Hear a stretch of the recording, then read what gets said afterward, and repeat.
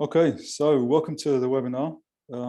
It's presented by Innovate Finance and Applied Blockchain, developer of SILENTDATA.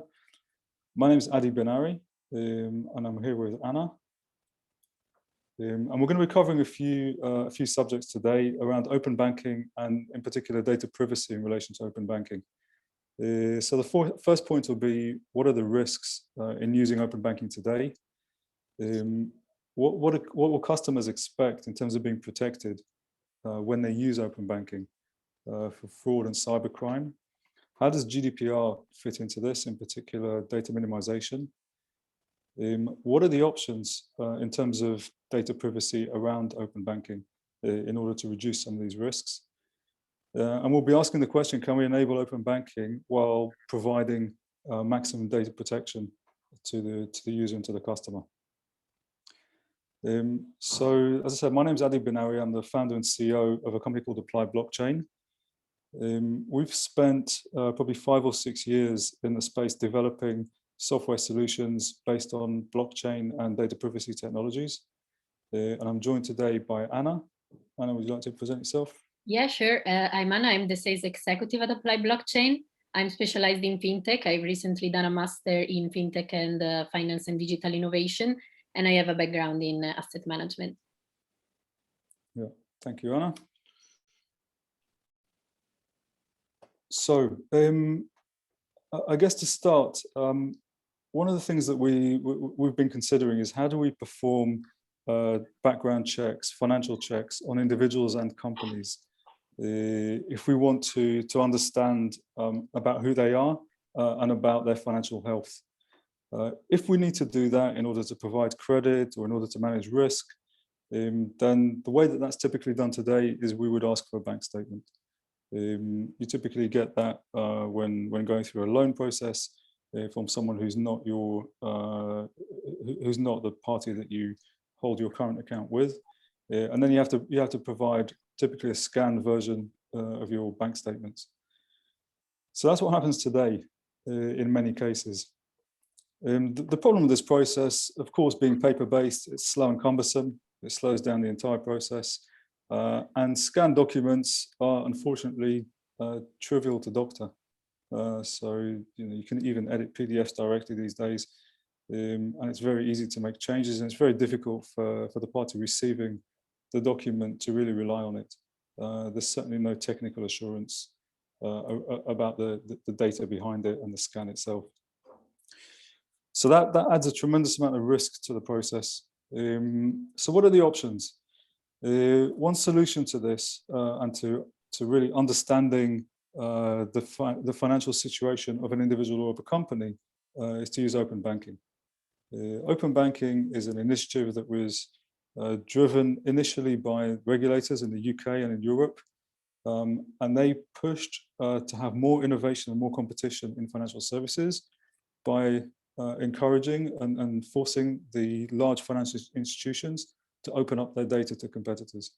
And this comes in the form of a set of APIs that banks have to implement in these jurisdictions, in the UK and in the EU. And this enables third-party application developers to build applications which really plug into the bank's systems and the bank's data and enable other parties other than the bank to build applications on top and to innovate and to compete with them. In the UK, we've already had 3 million users or individuals or companies using open banking on their bank accounts with third-party applications. So this has been around for a few years, and it's certainly a very, very fast-growing space. Open banking is really split into two parts. The part on the right is the payment service, and this is really about initiating payment through bank account authorization. So you could be in a shop where you're purchasing something, and instead of paying with a credit card or debit card, you could be directed to log into your bank account and authorize the payment through logging into the bank account. And this will lead to a direct banking payment transaction. So that's the payment service part of it, and that was really the initial drive, and this was the kind of the main drive of the EU PSD2 regulation, which really kicked all of this into motion.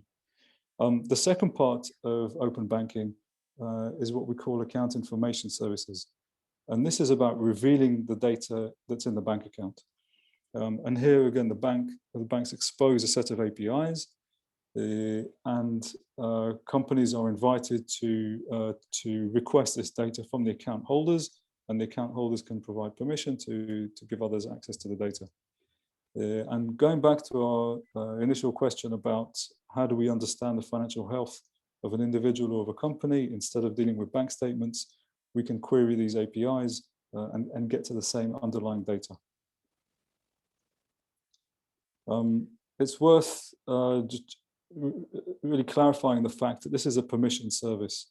So nobody can just go and ask the bank to directly access somebody else's bank account data. There is an authorization flow, which requires the third party to make a request to the individual or company whose bank account this is, and the individual or company have to log into their bank account and authorize the third party to have access to their data or to initiate the payment. So it is a permission service. However, once the permission is granted for the third party to access the data, and the data can be split up into scopes. So it could be data about the account holder, it could be the transactional data. But once access is given, then really that third party can query all of that underlying data, and it typically can continue to do so over a 90-day period. The concern that we're addressing here or raising is the fact that this information is shared, and once it's shared, that brings risk.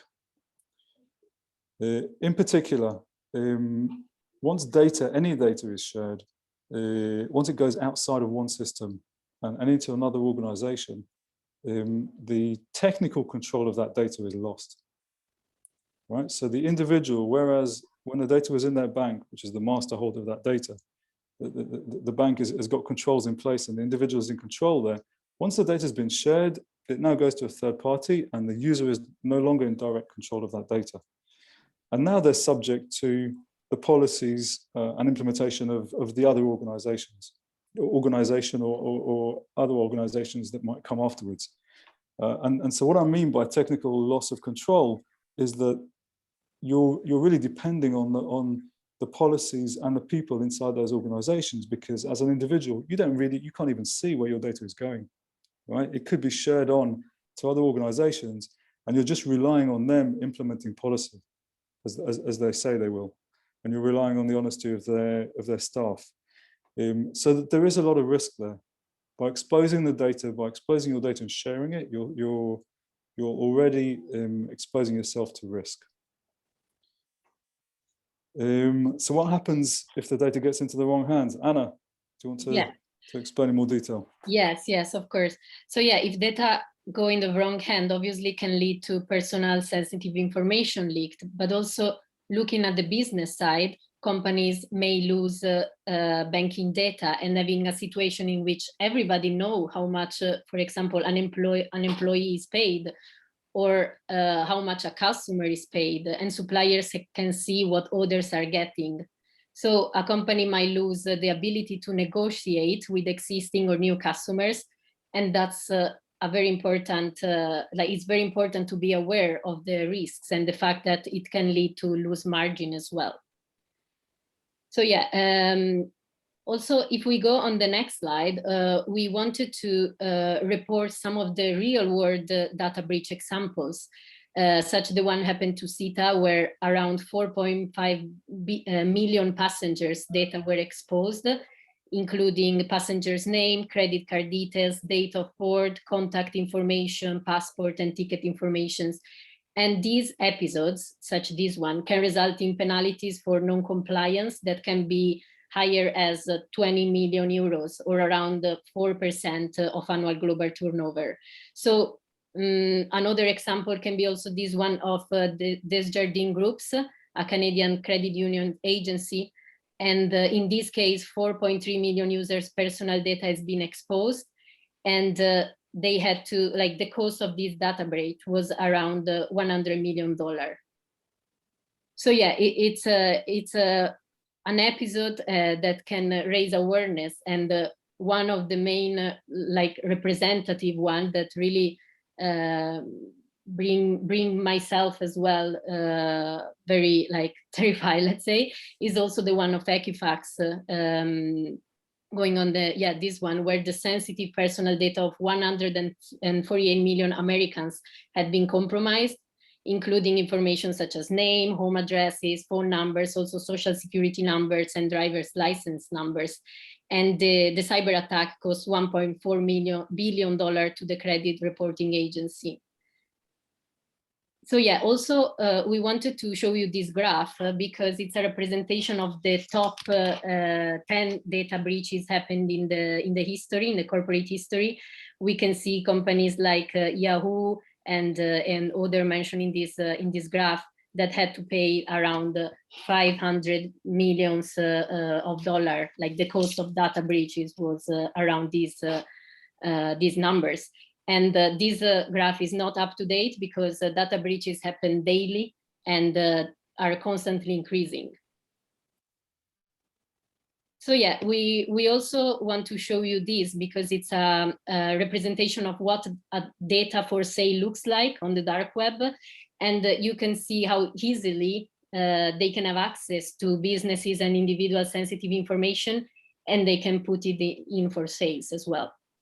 So we know that the risk is there, and more people are starting to realize that and to be concerned on this. We have seen also a research led by PwC, which mentioned that 48% of retail banking customers and 54% of SME stated that the security is their biggest concern with open banking data sharing. And even the FCA is worried about the usage of open banking data and also on the ethics of those data. So the risks are massive if customer information gets into the wrong hands. And what we think is that customers should not be required to share their data in order for open banking to bring them value. And that there might be other options. There are other options which enable open banking while providing at the same time maximum data and protection and privacy. So yeah, I will leave the floor to Adi now, who will describe how we can solve this. Okay, thank you very much, Anna. I guess to summarize, what we're really seeing is two forces at play for organizations that are consuming this data. On the one hand, they would like to have as much data as possible in order to make the best decisions, right? So in order to manage risk, in order to create the best analytics and predictive algorithms and so on, and to understand if they're providing credit to someone, what are the risks, they really want as much data, as rich a data set as possible.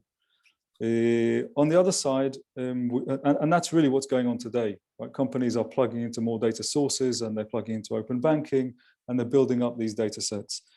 On the other side, we have this really very serious cyber risk.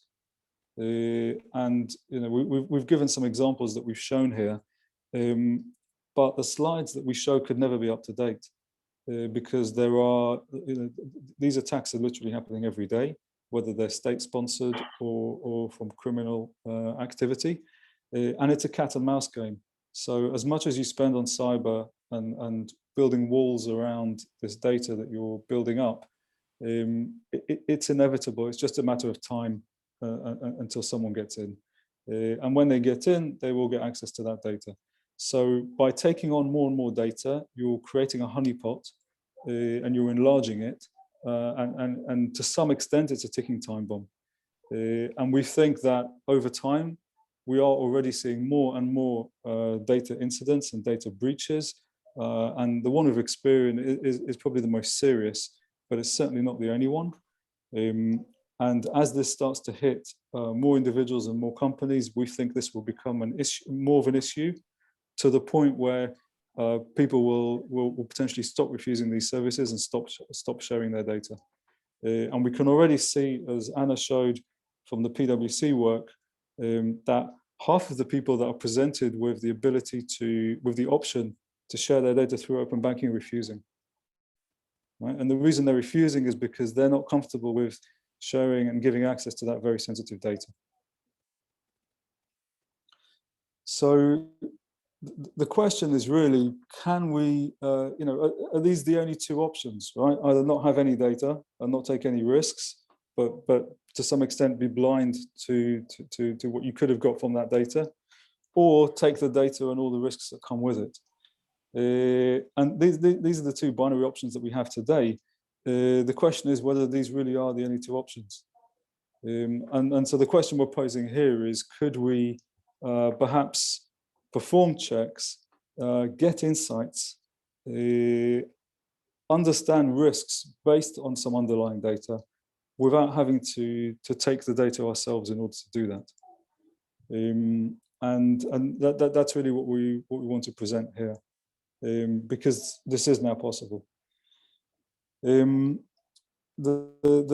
kind of checks that we're imagining are the checks that people providing credit would require. So, for example, understanding whether an individual or a company has got consistent income or revenue over time, and what sort of trajectory is that on, and what's the pattern behind that, or what does the balance look like? So, how are they actually managing the funds? Or what does the debt look like?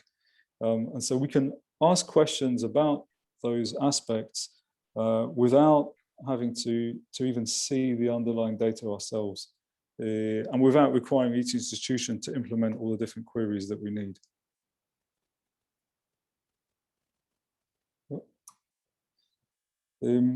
So what we're looking at is a way for the verifier, as we call it, the party wanting to perform a check, being able to query a customer or a supplier and really see whether they meet their requirements and whether they fit into certain parameters in terms of their underlying data.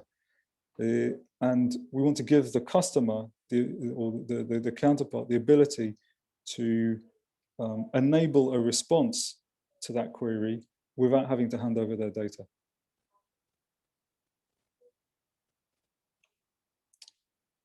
So we've got an example here of a platform that we've put together and launched, which does just that. So it has open banking APIs on the one side, and it has a confidential computing or privacy preserving environment where the data is retrieved directly by and into, which we or the platform host would have no access to.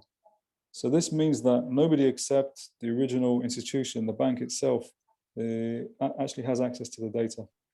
And at the same time, within this environment, the data can be queried with predefined and pre-established queries that don't reveal any of the sensitive information. And then the output from those queries can be shared. And that output addresses the question of the query, but doesn't reveal anything else about the underlying data. And this is really how this works. So the verifying party can send a request. The data subject, the data owner, receives the request, provides access for the platform to query the data source, right? Which could be the bank, but it could be a number of different data sources. The data is retrieved into a confidential hardware secured environment. And what comes out of the other side is a certificate, a digital certificate, which proves, which provides a response to the query and proves that the query is correct and is well formed and was executed the way it was expected to be executed without reading the underlying data. And here we have an example of what a certificate like this might look like. So this is a real certificate that was run on our company bank account. Using open banking, but it was done in a way that nobody except the bank had access to the transactions. Behind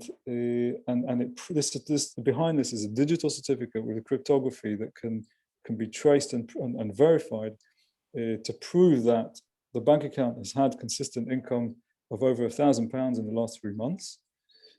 But we don't, there's no information available as to what the actual income is or what the transactions are or anything else about the account, except for some identifying information here, which was agreed to be shared, which is really part of the query. So everything else is kept private, and we just have a general statement about the account, which we can prove to be true. And we as the platform host had no access to the underlying data, to that account information. So we couldn't access it even if we wanted to. And similarly, even someone who gained access to the servers that were running this service would not be able to access that data. It's hardware secured. And the interesting thing about this type of solution is that you don't need to trust the host. So if you can't see, if you're the verifier and you get this response, there's an income over £1,000, how can you trust that that's correct information if you can't see the underlying data? So the way the platform is designed, you actually get a cryptographic audit trail that proves to you that this information originated from the bank, that this is the query that was carried out, that it was carried out in a secure environment from the certified by the manufacturer, that this is the query and the code that ran in that environment, again certified by the manufacturer, and that the answer that we have is the answer that came from that query, that came from the data from the bank.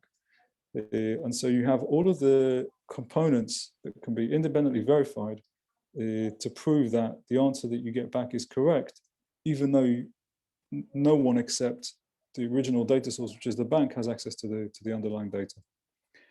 And so what we're showing here is an open source tool which runs the verification algorithm, and so anybody could run this externally, independently, even offline, on a certificate that comes out of that query.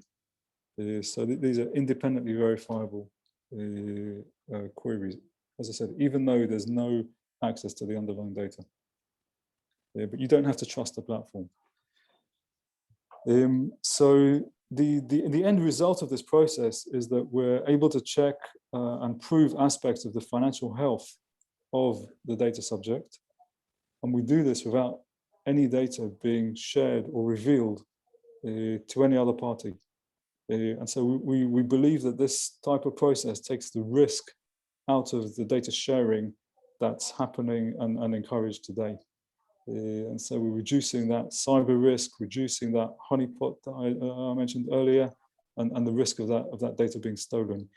Yet the party that needs the check in order to manage its risk is able to execute the check and is able to get the response that it needs and the assurance that it needs, even though it's doing so without having the data.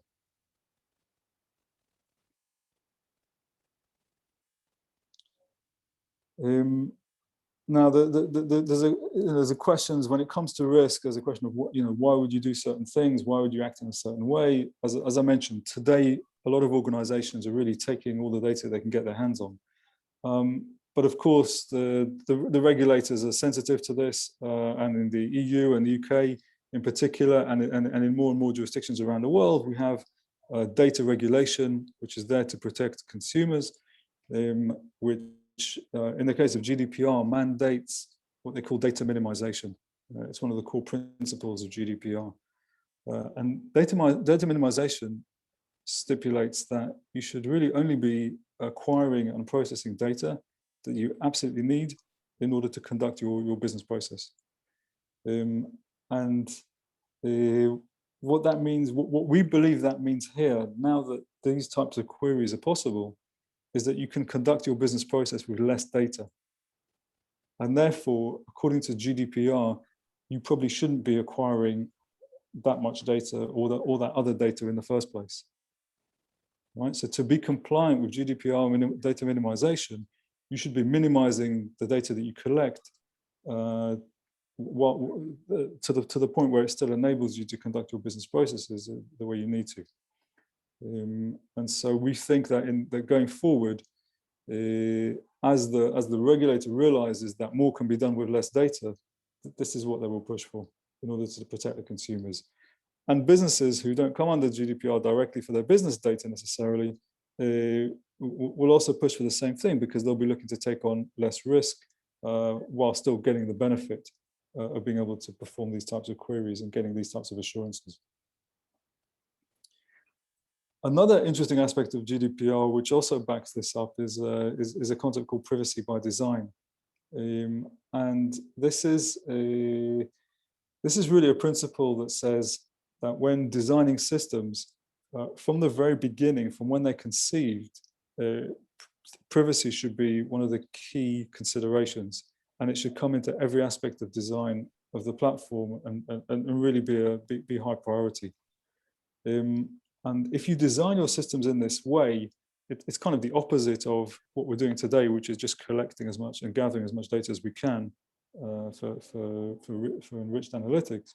If you design with privacy first, then you provide the maximum protection. And that means that the systems are able to protect the data in the best way, prevent problems and issues further down the line. It's prioritized and it's well known throughout the project.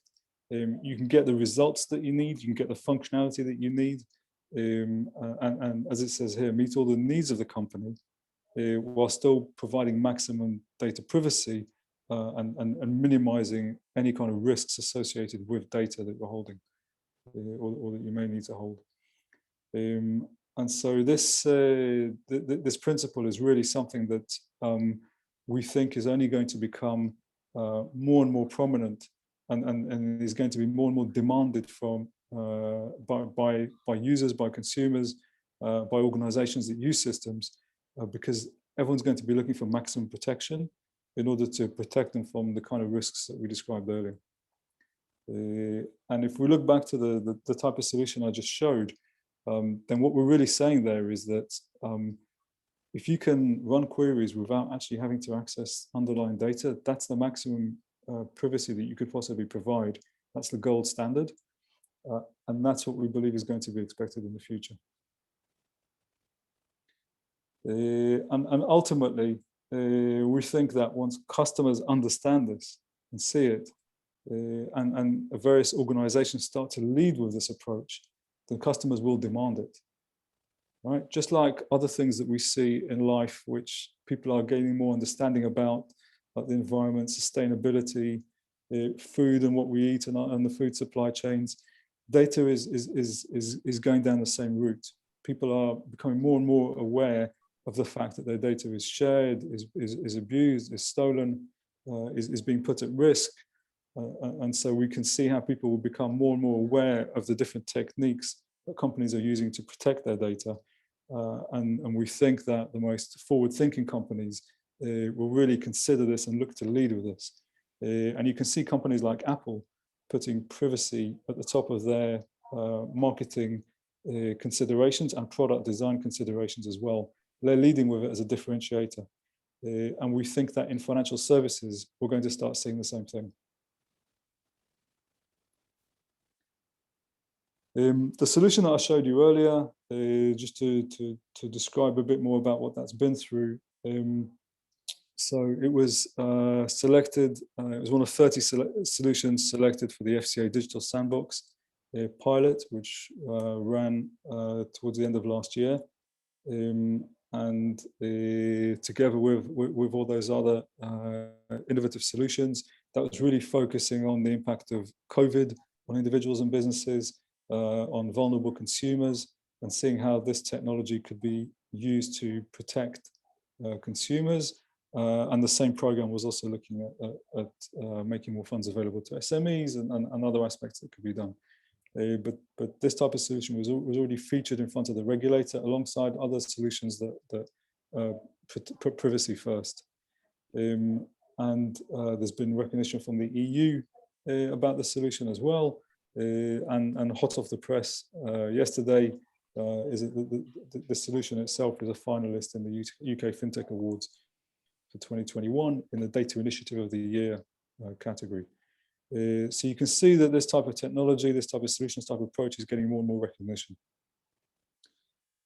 Just a little bit about us as a company. So Applied Blockchain is a company that primarily builds bespoke solutions for clients using blockchain technology and using privacy preserving technologies. And SILENTDATA is really the first platform that we've put out there as a platform and service in its own right, showing the type of functionality that I've just described, the privacy preserving open banking. But the team behind that has been working with all the organizations that you see on here and more, delivering secure solutions that add security and privacy to multi-party operations, trades, and so on, business processes. And just to kind of finish off, the company behind this, so we are, we are a company that deals a lot in the blockchain space, and so one of the properties of the output from these queries that I showed earlier, they can be verified independently outside of the application itself. They are based on some sort of basic cryptography, just like a digital certificate, and this also makes them blockchain compatible. And this means that smart contracts can verify these results even without having access to any of the data. And we think that's a very powerful paradigm, especially with some recent developments in the space and the speed at which things are moving. So you can see how privacy technology and protecting the consumer on the one hand, with open banking as well, enables us to take the results not only directly to organizations that need them, but also into distributed and decentralized environments where we really wouldn't want to put any kind of information at risk because of the distributed nature of those environments. So that's kind of how these things start to tie together. I could go into this part of things in a lot more detail, but I think we'll save that for another session. But yeah, in summary, those were the main points we wanted to present. Really to show the risks, to show what's available today, to show what's possible now, and to show where we think things are going and are going to develop in the direction of travel that we think is going to happen now that this is possible. If anyone wants to find out more information about this, you're welcome to visit the SILENTDATA website. We've put out some information about this and a bit more details. So yeah, please go there, or please contact us directly at Apply Blockchain. You can reach out to myself or Anna, and we're happy to answer anyone's questions. The platform itself is live in production, security tested, and connected to real bank accounts. So if you're interested, you're welcome to go and register and test it for yourselves directly. Yeah, I think that those were the main points that we wanted to cover. Let's see if we've got any questions from the audience. Yeah, I can see we have quite a few questions on the Q&A. If you want, I can read it out. And yes, please, let's do that. Yeah, so one is more related to the first part of the presentation, and it's if this is a permission based, I think it's the open banking permission. Yeah. Doesn't this control the access to data? It would help if you could explain how access to data via the open banking API is managed. Yes. So I think, first of all, at a technical level, it's very important to understand that data is information, a bit like a file. Once you share it with someone, they can share it with someone else, and you have no knowledge of this. At a technical level, anything digital can be copied, right? So as soon as you give your digital information to someone else, they've got a copy of it. They can do technically they can do what they like with it, right? Like I said, they're going to have policies and they're going to have procedures in place to look after it, which you have to trust. But technically, they can do what they like with it. It's outside of your control.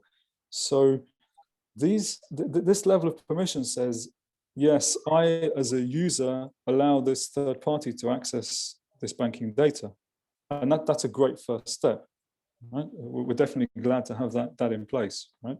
Because we wouldn't want consumers or third parties to just be able to access anybody's data. But this says now, yes, you can access, so yes, third party, you can have access to this data. And then there's you can imagine a pipe between the third party and the bank where this data can flow, this information flows from the bank into the third party organization. That third party organization now has the data to hand. So there's another, that means there's another copy of this data sitting out there, not just in the bank, right? It's now sitting somewhere else. And if you've got 5 different applications connected to your account, then there's 5 copies of this data sitting in 5 different places, right? And you just increase the risk of somebody abusing that data or accessing it or stealing it by 5x. So I hope that provides a bit of clarity. But that's the risk. The risk is that you're sharing, you're enabling you're permissioning the sharing of data, and that means the data is replicated and it goes and sits somewhere else. And the type of solution that I showed towards the end of the presentation avoids that, right? So we enable the third party to perform a query without the data actually moving into somewhere where they can actually take a copy, access it, or when an intruder who tries to get access to their systems, to the third party systems, could get to this data. Okay, is that clear? Does that answer the question? No, we can get an answer there. Okay, we'll move on to the next question in the meantime. Yeah, I think this one is more regarding the SILENTDATA solution. Please, is cryptographic technology beyond blockchain, or is just used in blockchain? No, so actually the solution we've shown, the technology we've shown, isn't blockchain. Right? I know I've got the t-shirt and we are Apply Blockchain, but the technology used in order to protect the data isn't blockchain. What I said at the end was that the output of the process, which is this kind of digital certificate which you get, which confirms the result but doesn't reveal the underlying data, that can be taken to a blockchain and verified by a blockchain smart contract. Right? But you don't need a blockchain in order to process the data privately. In fact, I would say the opposite is true. Right? You shouldn't be putting data into a blockchain in the first place. Right? A blockchain is a distributed environment. It's a place where data gets replicated. So the last thing I would do is put anything sensitive, really any kind of data, unless you can avoid it, into a blockchain environment. And there's lots of ways to work with blockchains without having to put data in, and I'd be happy to talk about that all day as well, and to advise on that. But really, the world that I think we're moving to is one where data doesn't move. Right? So we can prove things about data without having to share it. Right? We can execute processes about the data, whether it's by a third party, whether it's on a blockchain, we can do that without actually having to have direct access to the data itself. The data in the future, I think, will only stay at the original source where it's created. Okay. Yeah, should we move on to the next question? Yes, yes. So a question from Parmesh. I'm in Mauritius, and the central bank will provide open banking services to local TTPs, but these TTPs will need to be licensed by the central bank, and sharing of data with the TPP will only be between the 2 parties. I suppose the customer will be highly at risk. So this is, this is the first step, I think, that we have here, which is that the regulator, the bank, the policymaker is restricting, is putting policy in place and a framework to reduce risk, right? It's saying only, this is the only way that the data can be shared, and the parties that share the data, they need to be regulated, right? So that they only do it in the way that the regulator is comfortable, right? But I'd say 2 things to that. One is that the data is still being shared, right? So you're still increasing the risk by actually sharing it, and 2 is that your assurance around the data is soft, right? It's based on policy.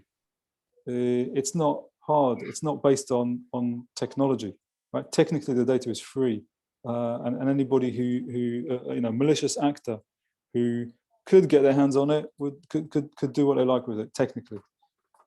So, for those 2 reasons, I think that's that's the best practice today, or that was the best practice yesterday, and that's what we have in place, and those are the regulations that we have in place at the moment, and this is how the current setup is. Things are set up at the moment, right? And this is all still pretty new. These are relatively new systems and new services, but we think the technology has already jumped one step ahead of that, to the point where we can manage the risk much better.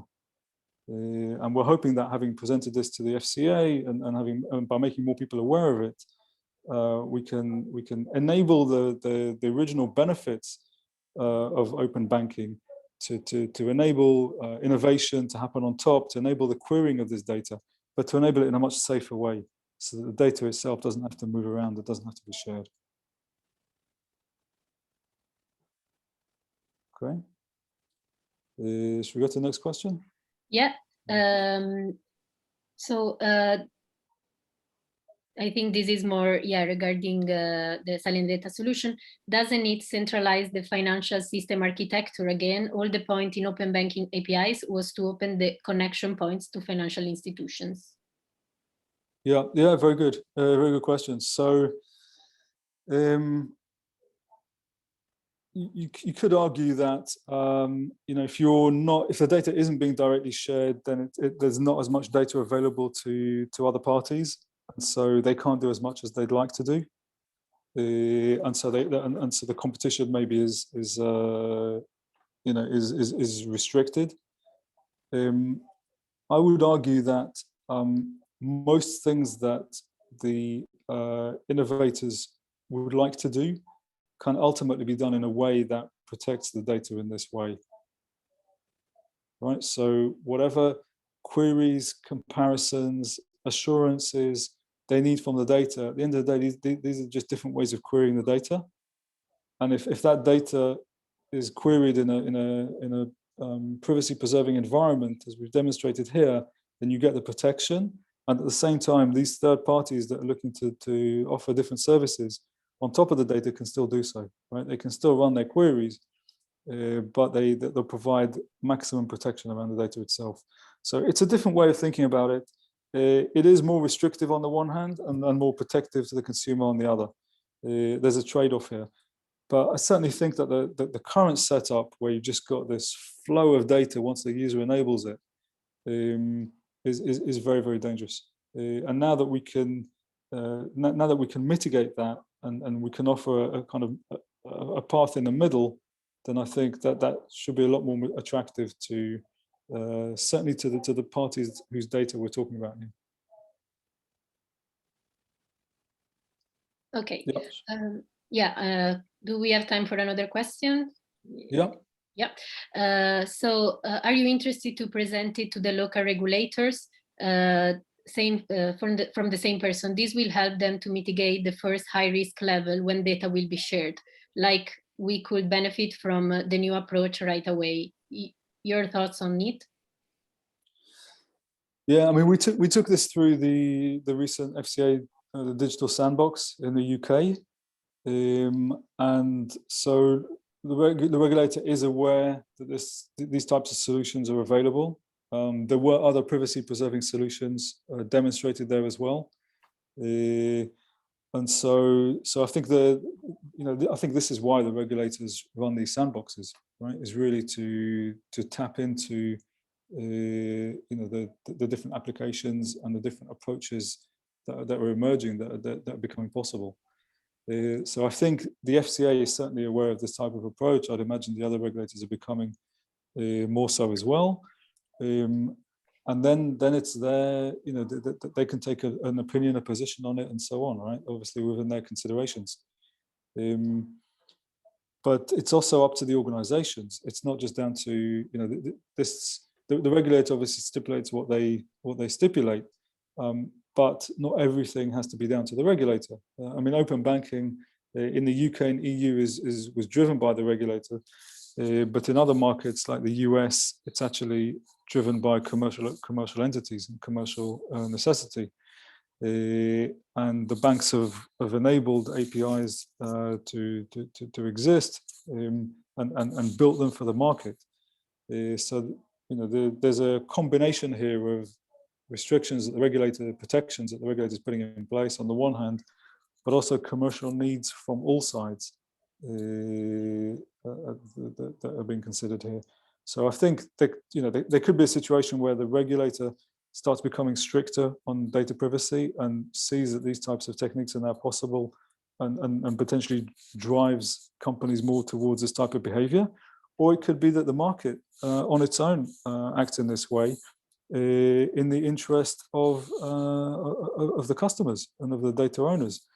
And as I said, you know, various companies might take the initiative to lead on ethical grounds and on responsibility grounds, and see it as a marketing advantage to them, just as the example I gave with Apple. There's no reason why companies in financial services wouldn't take the same stance. Right? We're protecting your data first. That's our priority. And as I demonstrated, you can still get the business benefit. You can still run the queries. You can still get proof that you know, this is the risk based on the underlying data. So this could be, it could become regulator driven, or it could just be market driven. Right? We don't know how it will play out. Okay, next question. Yeah, I have two questions from Jeremy. Very interesting proposition. Thank you. Why don't the banks just do what you're doing? And the second question, if I understand you correctly, access to my data for criminal use might still be possible through you? Yeah. So to address the first question, why wouldn't the banks do this? So actually, if the banks provided an endless set of queries required by the various third-party fintechs and so on, if they each built to all of those different queries without revealing the underlying data, that would be one way of solving this problem. But I think it's not realistic. Just like the banks haven't built a full standard set of APIs that are easy for developers to consume in many cases, and that's why we have third-party interface providers, and a lot of companies in the space that are growing very quickly, that are having some great success providing interfaces into the banking APIs, standardized interfaces, and that's a tremendous service. But it's there because it's just not it's not something that the banks can really move on so quickly and cover so much ground. It's not their core business, and so to try and extend that to provide privacy preserving queries to all the different things that the fintechs might require, I think is another step further, and you're going to have all the banks supporting that to the same extent and so on. So I think it's just too much. It's just not the core business. So I think that's why we're looking at the data sources, such as the bank, providing a standard set of APIs as they do today, exposed through the third-party API aggregators, which is a tremendous service to developers today. But we also need to have within that, we need to have privacy preserving mechanisms, so that it can't be that the only way to solve this is that all of that data just goes straight through to third parties and they do what they like with the data, as they do today. I think we have to be able to provide an environment where the data has the maximum protection, and at the same time we enable these queries. And then to the question, couldn't we be hacked? Well, I mean, nothing is 100% secure, right? There's no such thing. But there's obviously different levels here. And the solutions that we're talking about here, they provide what we understand to be the maximum type of protection that you can imagine today, which means that the hardware, that the data is processed in a hardware secured environment where it cannot be queried by anyone else in terms of extracting the private data, right? So I mean, the extent to which this technology has been tested, and you're welcome to go to the SILENTDATA and see the security audits that was performed by Kudelski Security, which is very extensive, and reports on some of these aspects. The type of security is such that the data goes into a hardware secure environment, and even someone with physical access to the machine that's hosting this, physical access to the chip, wouldn't be able to get to the data. So again, nothing is 100% secure, and over time we find we find flaws in almost all systems. But this is really much further than anything that most people are even imagining today. Okay, next question. It's good to see that this is eliciting a lot of thought and yes, exactly. Responses from people. Yep. So I have a question from Aluk. The first question actually was already answered, but what kind of blockchain infrastructure you are utilizing? Do you intend to use EBSI in the future, European Blockchain Service Infrastructure, which is used for self-sovereign identity? Yeah. So great question again. So the solution that we showed, so the SILENTDATA example, isn't built on blockchain, right? But the output, the cryptography that comes out can be verified on any blockchain, right? Private blockchain, public blockchain, Corda, Fabric, Ethereum, whatever you can dream of, as long as the platform has some kind of smart contract capability that has some basic maths libraries to verify some cryptography, which they all do. Then they can all process the outputs of this process. Okay, so I hope that answers the question. So it'll work. It can work with the European blockchain initiative, and it can work with the Chinese one, and it can work with any blockchain that we've tested it with. And as I said, any blockchain that supports basic cryptographic primitives, which they all do by design. Yep, next question. Yeah, this is quite long. So if the purpose of open banking is to enable new entrants to provide innovative services to be built on open data, using permission-based system governed by regulation to ensure that they remain secure, would the approach you have outlined actually act as a brake to competition and innovation? The solution you outlined seems to work well for simple lookups, but what about the added value services enabled by fintechs being able to generate new insights by aggregating data? Yeah, it's a fair question. I mean, we've implemented some very simple queries initially. There's no reason why those queries couldn't be extended, and we've already been looking at this with various clients, providing more sophisticated queries, even at doing machine learning or AI within this environment, right? As long as the data can't be accessed directly, there's no reason why you can't run any kind of query and processing.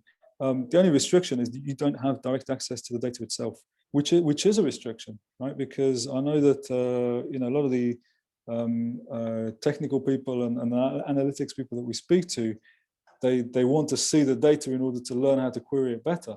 So that is a restriction. But if you know how to query the data, then you can set up the queries to be run in an environment where you no longer need to have physical access to the data. So there is a spectrum here, and that spectrum on one side says no data is being shared at all, which is where we were a few years ago, and the other side says, hey, it's a free-for-all. All the data can go anywhere, and we think that there's somewhere in the middle here which provides, on the one hand, much better protection to the consumer and to the business around their banking data, and on the other side gives the fintechs and the innovators the ability to run the queries that they need in order to get the assurances they need out of the data. So we think there's a middle ground here, but by providing more and more protection on the data, we are restricting access. It's inevitable. Okay, we have another question, same as the discussion regarding TPP. What about TPPs within the medical ecosystem? Yeah, I mean, I think it's the same thing. It doesn't matter what the actual data itself is. The question is it being shared? In which case, as I alluded to earlier, you're putting another copy of the data in somebody else's hands. Good luck with that. or is it being enabled to be queried at source using a technique which doesn't actually share or reveal the data? If you do that, you can do the same thing with medical data, and there are companies already doing this. And it does allow, it's enabling pharmaceutical companies to work together to collaborate on research data without actually having to reveal or share the data with each other. And so we are seeing probably the two areas of, let's say, the most sensitive, some of the most sensitive data out there are medical and financial. So the example and focus we've given here is obviously on the financial banking data. Yeah, should we have a look? Any more questions? Yeah, from Richard, can you anonymize data? So data can be anonymized without what I've shown here. The challenge with anonymizing data is to what extent do you keep it? Is it protected, right? So when we have aggregate and anonymized data sets, they say that it's fairly easy to identify a few to take a few points of the data and be able to get quite a to hone in quite closely on the party behind them, right? To break the anonymity. So there is there is a question around that about what level of protection the anonymity provides, and that's usually down to the design of the anonymous data structures, right? The same thing is true for this technology. So just because you put data into a hardware secured environment doesn't mean that you're actually protecting data privacy. It depends on what queries you enable on the other side. So if we put the data into a hardware secured environment and then enable queries which really reveal a lot of information from the underlying data, then we've done nothing, right? And that's why the queries that we're designing here they're the end result, right? They're a binary yes, no on a question, or they're a score or something like that. They're really very far away from the underlying data. And in anonymization techniques, you really want to try and aim to do the same thing. That's been a fantastic set of questions. So I'm glad we've kind of made people aware of this and triggered some thought processes. We're here. If anyone has any questions, wants to understand more about what we've presented, you can reach out to myself or to Anna through the Applied Blockchain website or through the SILENTDATA platform and website. I hope you've enjoyed it. I hope that's been useful. Thank you very much, everyone. Thank you. Thank you to everyone.